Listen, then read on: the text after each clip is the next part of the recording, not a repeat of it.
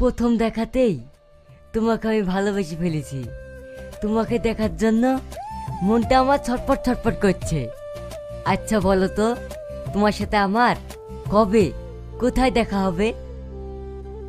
সত্যি ভাষাগুলো দারুণ। এবার এই চিঠিটা দেখি।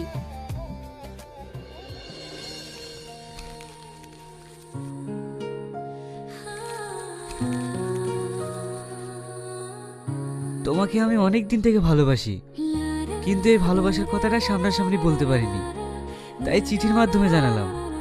তুমি যদি আমায় ভালোবেসে থাকো তাহলে চিঠির মাধ্যমে জানাও। কিরে শ্রাবণী, কতক্ষণ পড়াশোনা করবি? আয় দুটো খেয়ে নিবি। তুমি ভাত বড়, আমি আসছি। তোর জন্য আমি ভাত নিয়ে বসে থাকতে পারবো না, তাড়াতাড়ি আয়।